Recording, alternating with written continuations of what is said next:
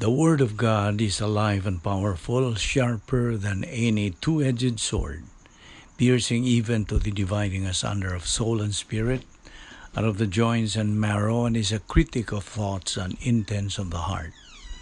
All Scripture is God-breathed, and is profitable for doctrine, for reproof, for correction, for instruction in righteousness, that the man of God may be mature, thoroughly equipped unto all good works.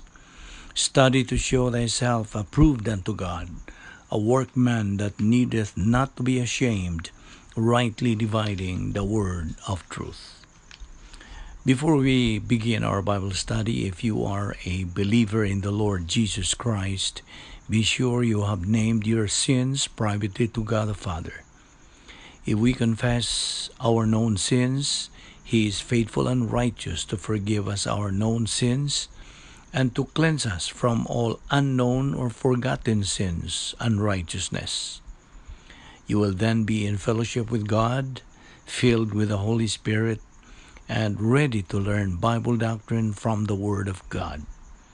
God is Spirit, and those who worship Him must worship in the filling of the Spirit and biblical truth. If you have never personally believed in the Lord Jesus Christ as your Savior, the issue is not naming your sins. The issue is faith alone in Christ alone. He who believes in the Son has eternal life, but he who does not obey the command to believe in the Son shall not see life, but the wrath of God abides on him. Therefore, let us pray.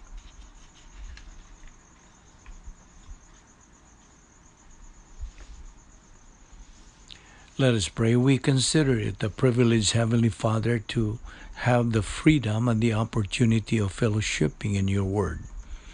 We are grateful that through your grace, you brought us this time in this Bible study through YouTube and Facebook to take in your precious word, which is the only shield we can equip and arm ourselves to confront any false teaching that religion tries to spread in this devil's world.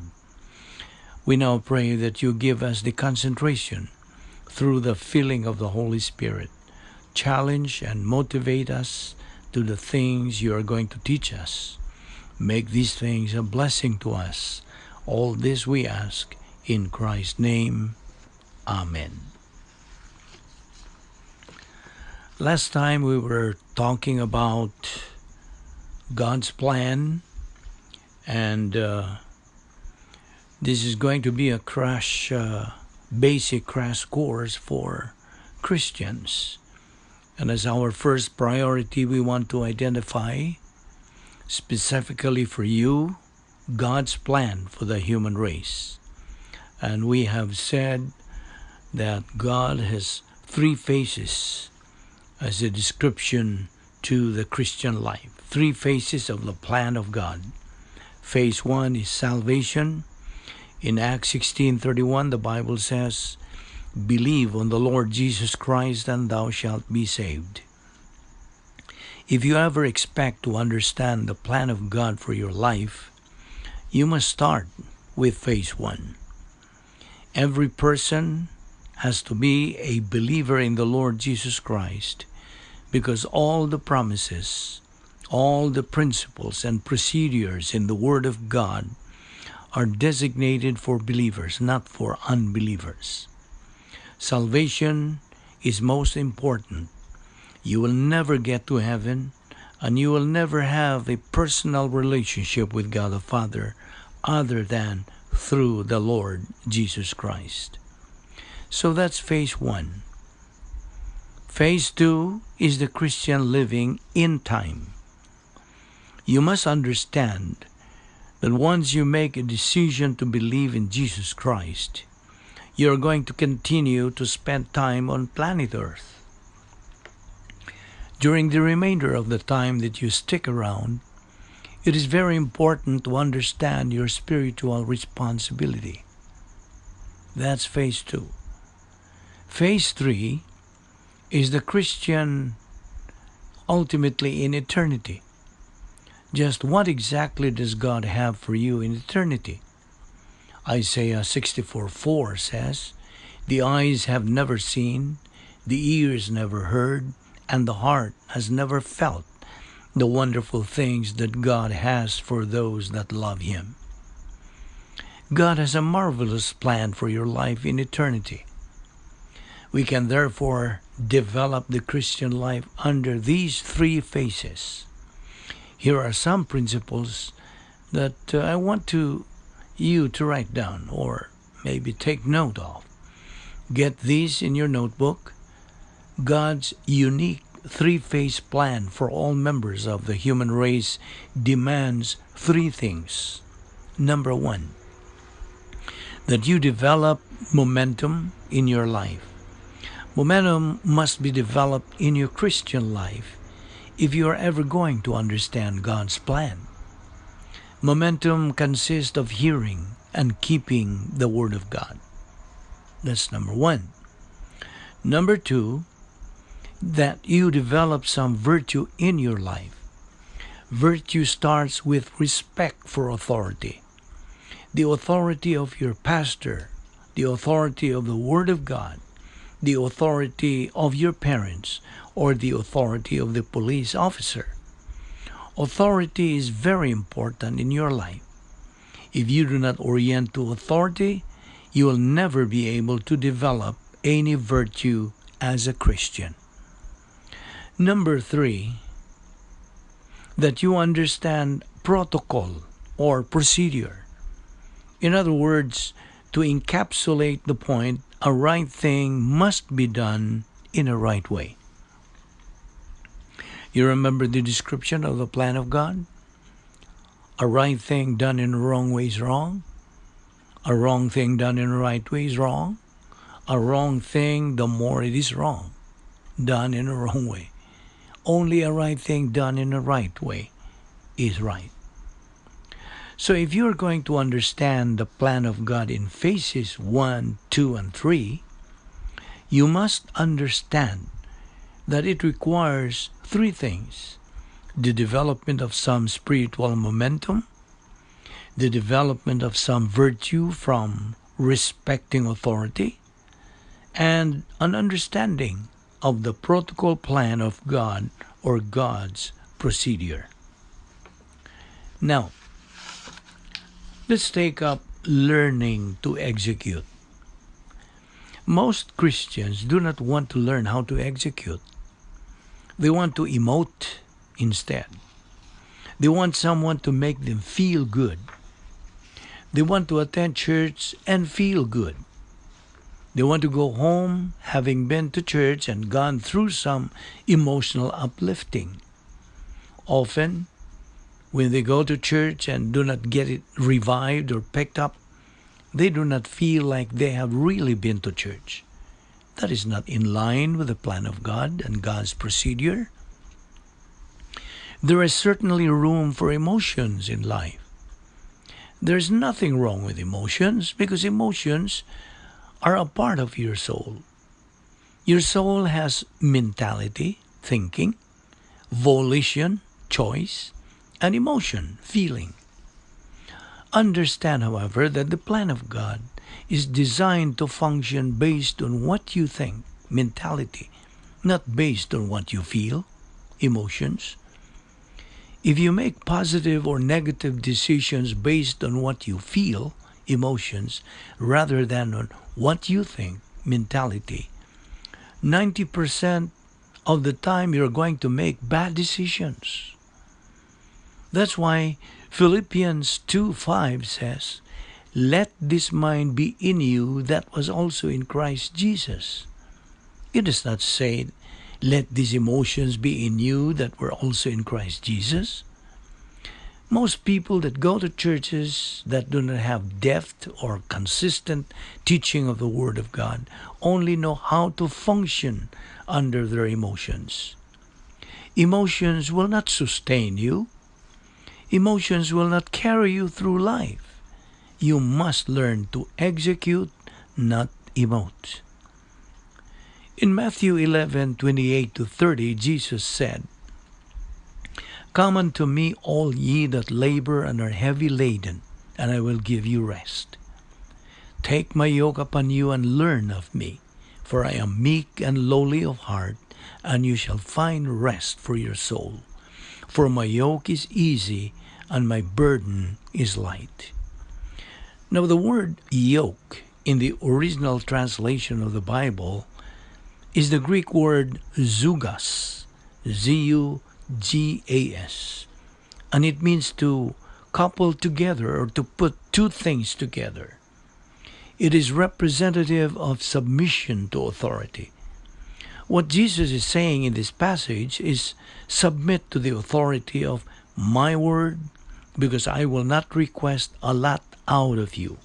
He says, my yoke is easy and my burden is light. Executing the Christian way of life is not an impossible task. It is not very strenuous or hard. All that execution demands is that you submit to the authority of the Word of God and that you make good decisions in your life every day based on what the Bible says. He says, learn of me. That is so important because most Christians never really learn about the Word of God, ever really learn about the person of Christ, and never really come to a place of occupation with the person of Jesus Christ. Now, there are three things that He wants you to learn and that you should take down in your notebook. Number one, His promises. Learn the promises in the Word of God because these promises are what will stabilize you under pressure. Number two, His provisions. Included in these provisions is your portfolio of invisible assets. In eternity past, God designed tremendous operating assets for you. They are invisible, not seen by members of the human race, but they are for you and for your function in His plan to guarantee that you can become a winner. Number three, His person. When you learn about the person of Jesus Christ, hopefully you will come to the place in your life that I call being occupied with Christ. Occupation with Christ is extreme maturity in the Christian life. I'm not talking about walking around uttering sweet Jesus all day, or if I can get across the street, Jesus. That sort of person gets weird after a while. I'm talking about people who understand the Word of God, function on the Word of God, and are occupied with the promises and the provisions of the Word of God.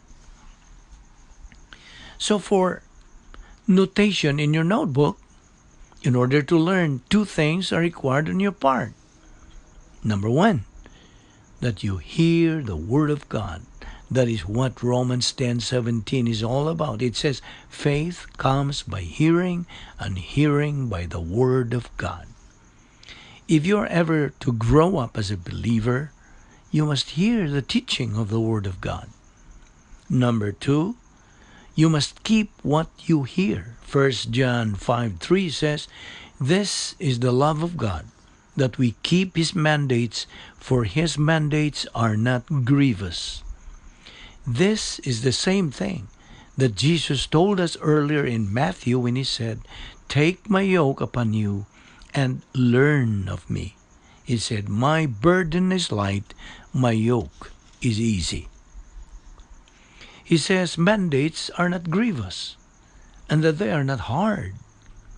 Keeping them will demand, however, that as a believer in the Lord Jesus Christ, you give time to the study of the Word of God consistently in your life. Again, most people fail in their Christian experience and are losers. I do not mean that they are not going to heaven, for they are going to heaven if they have made a decision to believe in Christ. They are losers in the plan of God and never glorify God because they do not consistently give time to listen to and keep the teaching of the Word of God. Luke 11:28 says, happiness belongs to those who hear the word of God and keep it. That is the secret to being happy in the Christian life and is called momentum. All momentum in the Christian life revolves around hearing the Word of God and keeping what you hear. Many Christians who have heard a lot of the Word of God fail to keep what they hear. They wrongly associate spirituality and spiritual growth with attending church. Attending church and listening to the teaching of the Word of God, hearing, is only half of it. The other half is applying, keeping what you hear. Without both halves, there is no momentum. Now, the question is, who goes to heaven? Let us address the question of who is going to heaven. In Matthew 7:21, Jesus said, not everyone who says unto me, Lord, Lord, shall enter into the kingdom of heaven, but he that doeth the will of my Father which is in heaven. If you want to go to heaven, or if you are not sure if you are going to heaven, the key to going is the execution of the will of the Father. That is very plainly taught in what I just read you. Not everyone who says to me, Lord, Lord, shall enter into the kingdom of heaven, but a conjunction of contrast, he that doeth the will of my Father which is in heaven. Now, if I were to ask you today to stand up and tell me from the Bible what the will of the Father is in order that you might go to heaven, could you do that? Could you quote to me, for example, John 6:40, and this is the will of him that sent me? The only people who are going to heaven are the ones who do the will of the Father expressed in this verse. This is the will of the one who sent me, that everyone that seeth the Son and believeth on him may have everlasting life, and I will raise him up at the last day. Therefore, the only people who are going to heaven are the people who make a decision to believe on the Lord Jesus Christ. To believe in the Lord Jesus Christ, we have to get that very plain and understand it. Believing in the Lord Jesus Christ is not something that demands some sort of works from you. The Bible says that the entire human race is sinful. All of us are sinful, and there are none of us that are qualified to go to heaven. Do you understand that? Today, as you sit here and listening to this lecture or Bible study on the Word of God, and hear this information, there is not one person that's qualified to go to heaven, not even one of us. Remember Isaiah 64:6? We are all as unclean things, and our righteousness is as a filthy rag, and all of us fade as a leaf, and our iniquities like the wind take us away. Romans 3:23 states, for all have sinned and have all come short of the glory of God. So, the entire human race, the Bible says, is sinful. There are none that are righteous. No, not one. I put it to you like this. If we put God in heaven, we would give God plus R under his name for absolute righteousness. If we put man on earth, we would put minus R under man's name for no righteousness. Man does not have any righteousness. There is nothing in your life that will impress God. Nothing. The fact that you go to church, give money, don't swear, don't drink, or don't listen to rock and roll music doesn't even impress God. What impresses God is when you have his righteousness plus R. The Bible says that Jesus Christ will redeem us from our sins. Romans 3:24, being justified freely by His grace through the redemption that is in Christ Jesus. 2 Corinthians 5:21, for He, God, has made Him to be sin for us, He who knew no sin, that we might be made the righteousness plus are of God in Him. 2 Corinthians 5:17, therefore if any man is in Christ, he is a new creature, new species. Old things are passed away, and all things become new. Do you understand what I just said? That Jesus Christ can redeem us out of our sin? Do you understand how that takes place?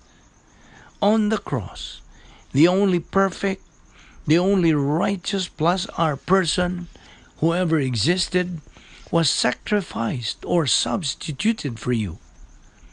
The imputation on the cross was the imputation of the sins of the world on Jesus Christ.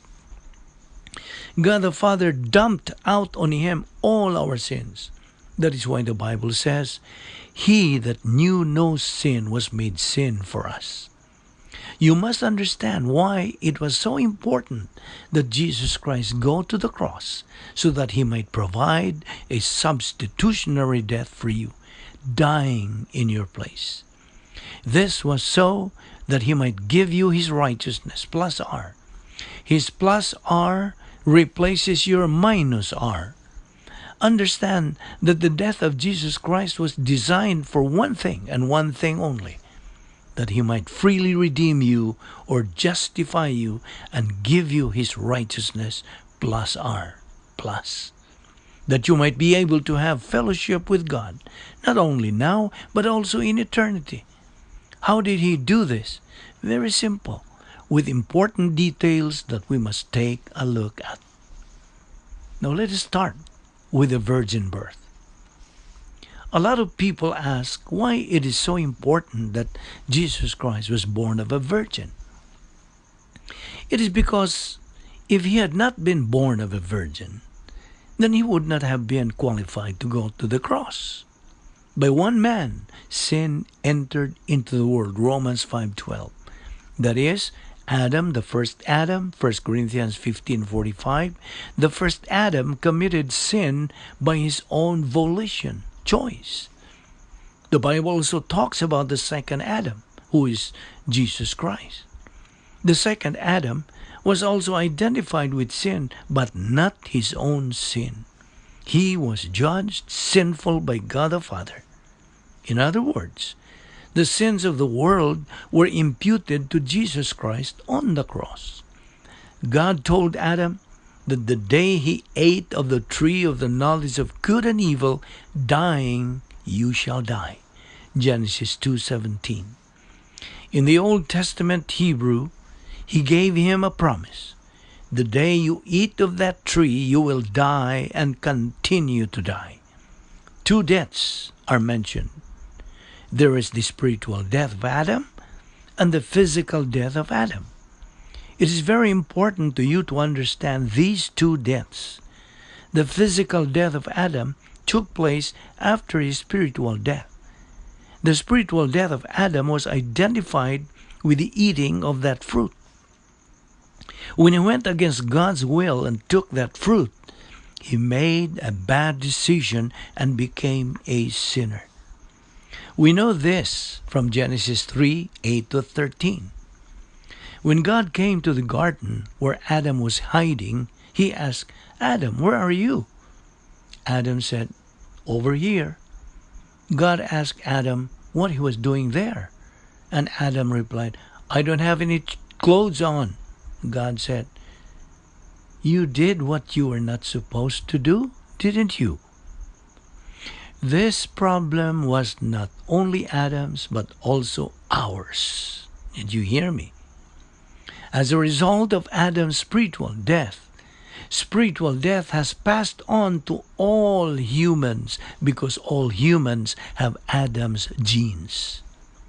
I will try to make it as simple as possible because of limits on time and space.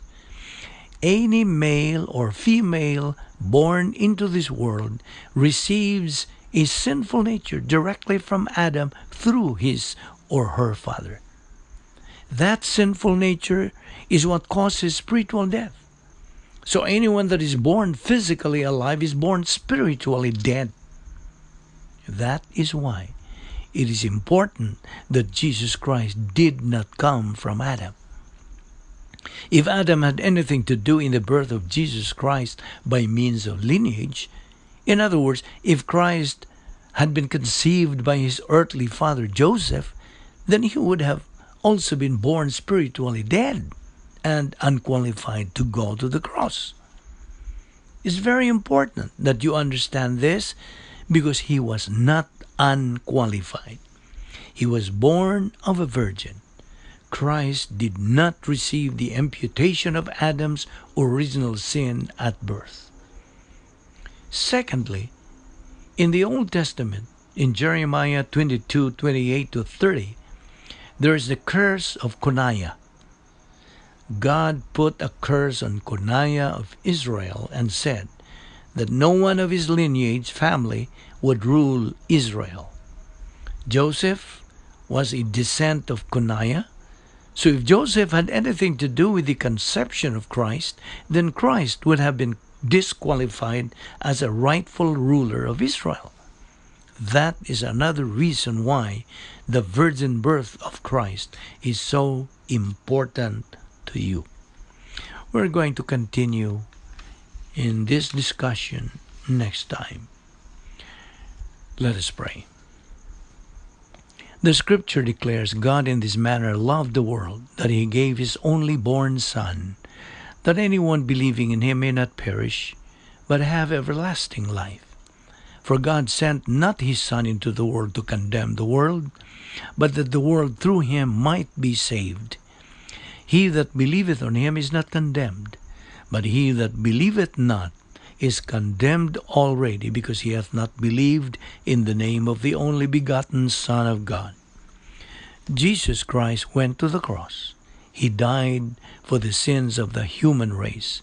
He removed the barrier between man and God, so that man can step across into eternal life by trusting in Christ as Savior. And therefore, as you sit here, right at this moment, with your eyes closed to assure you of privacy, you have the option right now of making the greatest decision of life, the decision that brings you everlasting life, deliverance from the wrath of God to come, the lake of fire. Becoming a member of the royal family of God, having righteousness imputed to you permanently, and that is the decision to trust in Christ as your Savior, to believe that he died on the cross for your sins. That's the only thing that you have to do to get eternal life. That's the only thing that you can do to get eternal life. You can't do anything else. In response to the question, "Sirs, what must I do to be saved?" the answer came back, "Believe on the Lord Jesus Christ, and thou shalt be saved." The way to eternal life is faith in Christ. Therefore, believe on the Lord Jesus Christ, and thou shalt be saved. Let us pray. Heavenly Father, we are indeed grateful for the privilege of studying your word so briefly. We ask that you will open our hearts to these things, increase our perception, our comprehension of them, for we ask it in Christ's name. Amen.